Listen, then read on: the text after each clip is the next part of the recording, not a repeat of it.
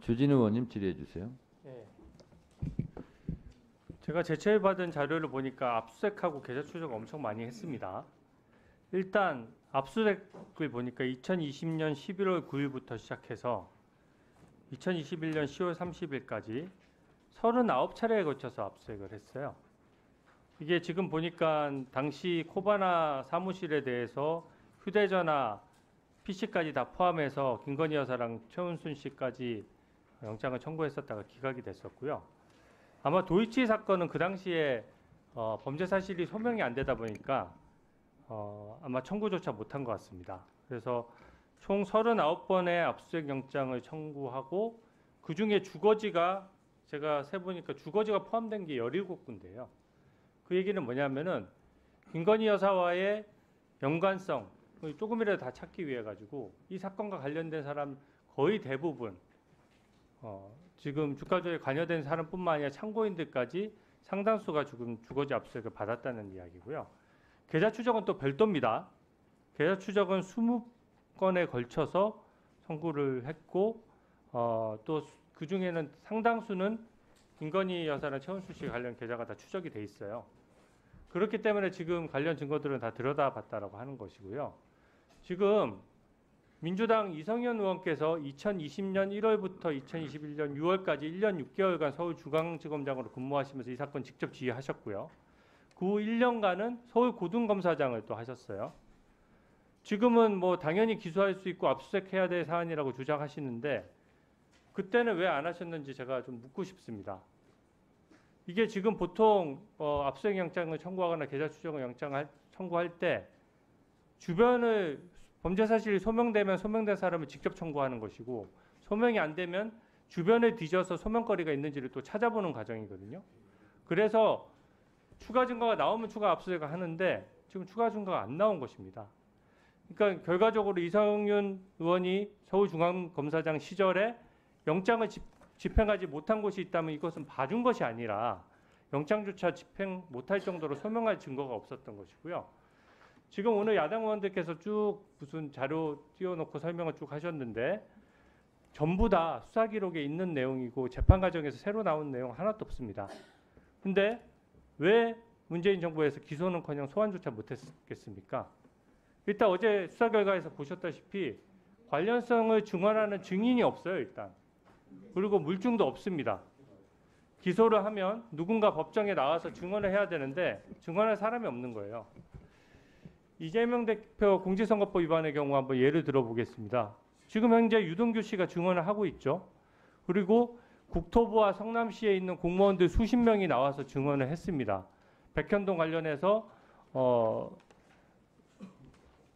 그 국토부가 압박한 것이 아니라 이재명 대표가 결정해서 공벽 아파트가 만들어졌다.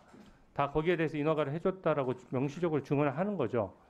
또 이재명 대표 위증교사죄 같은 경우에도 위증을 한 김진성 씨가 자백을 하고 거기서 증언을 하는 거예요. 이렇게 증언을 하는 사람이 있으니까 범죄 사실이 소명이 되고 또 기소가 되고 재판을 받는 겁니다.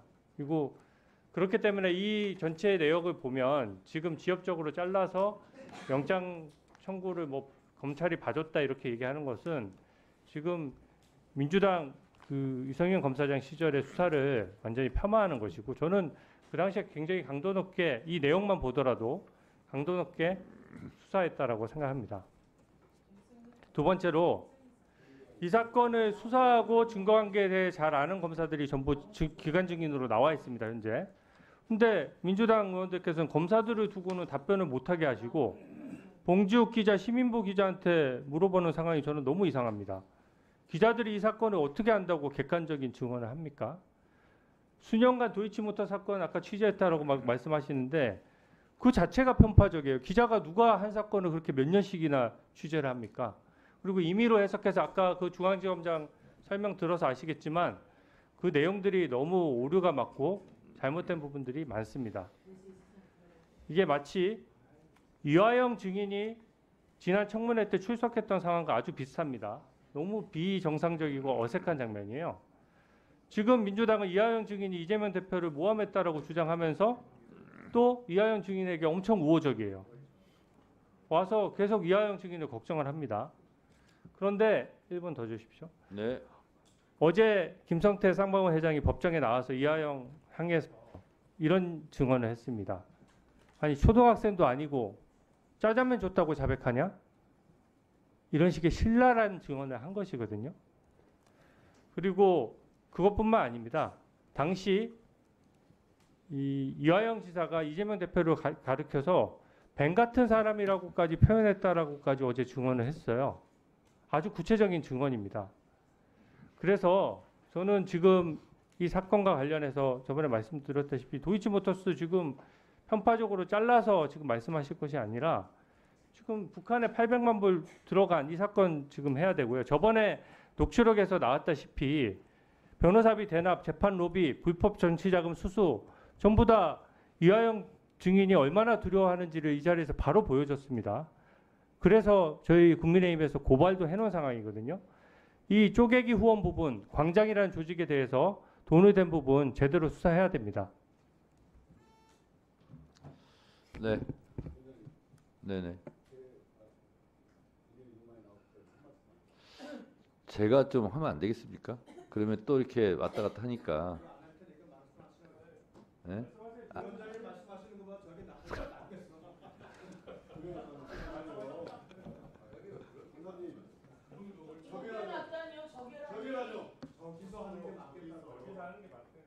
자, 저기, 자.